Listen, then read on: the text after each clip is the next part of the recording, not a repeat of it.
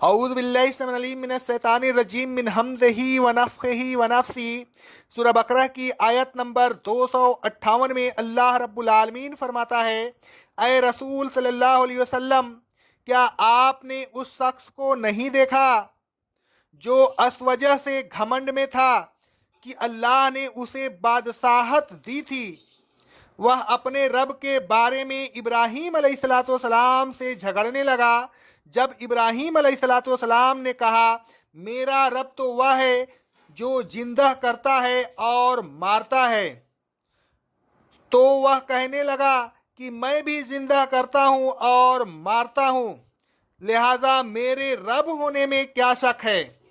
ابراہیم علیہ السلام نے کہا اللہ تو سورج کو مشرق سے نکالتا ہے، تو مغرب سے نکال دے۔ اگر تو ایسا کرے تو پھر تیرے الوہیت کی کوئی دلیل ہو سکتی ہے؟ یہ مطالبہ سن کر کافر حیران و متحیر ہو گیا، لیکن اس نے پھر بھی اپنی غلطی تسلیم نہیں کی اور ہدایت پر چلنا قبول نہیں کیا۔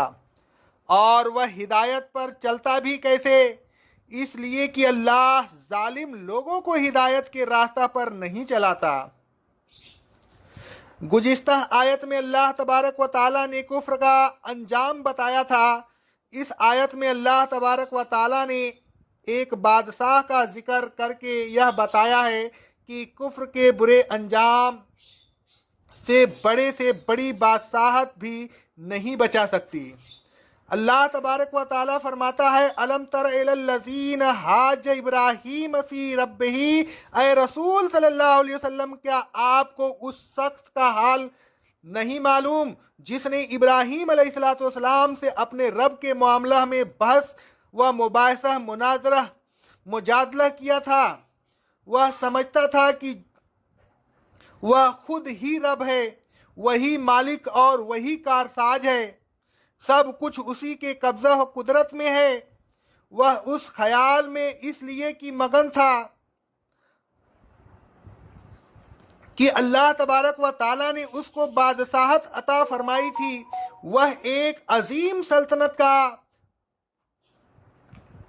سردار تھا اور اپنی سلطنت میں جو چاہتا تھا کرتا تھا۔ اس چیز نے اس کو غرور اور گھمنڈ میں مبتلا کیا، لہذا اس نے اللہ تبارک و تعالیٰ کے رب ہونے کا انکار کیا۔ اس آیت میں اللہ تبارک و تعالیٰ نے فرمایا کہ اس بادشاہ کو جو سلطنت دی تھی وہ اللہ تبارک و تعالیٰ نے دی تھی، اور حقیقت بھی یہی ہے کہ جس کسی کو بادشاہت ملتی ہے اس کا دینے والا اللہ تبارک و تعالیٰ ہی ہوتا ہے۔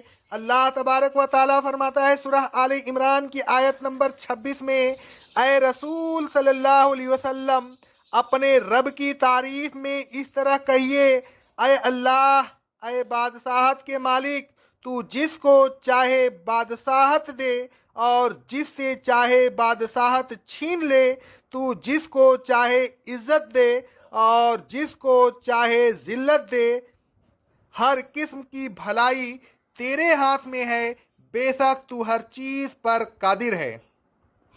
نہ کوئی کسی کو بادشاہت دے سکتا ہے اور نہ کوئی کسی سے بادشاہت چھین سکتا ہے، عزت و ذلت سب اللہ تبارک و تعالیٰ کے اختیار میں ہے۔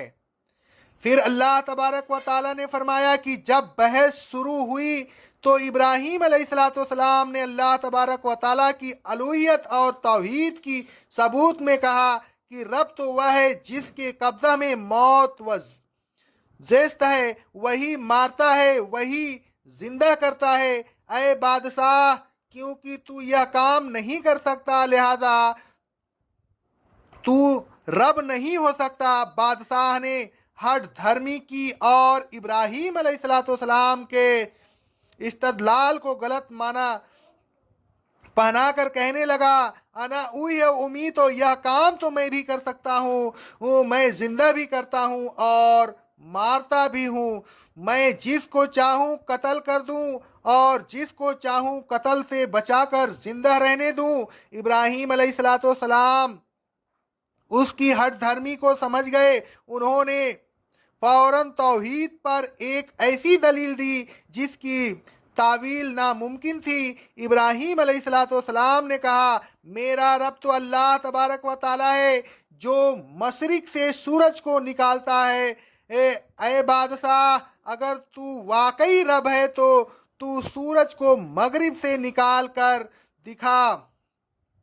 यह सवाल सुनकर वह काफिर बादशाह बहुत वाला जवाब हैरान व मुतहैयर हो गया। उसकी समझ में न आया कि उस सवाल का क्या जवाब दे। होना तो यह चाहिए था कि उस दलील को सुनकर वह अल्लाह तबारक व ताला पर ईमान ले आता, लेकिन ऐसा नहीं हुआ।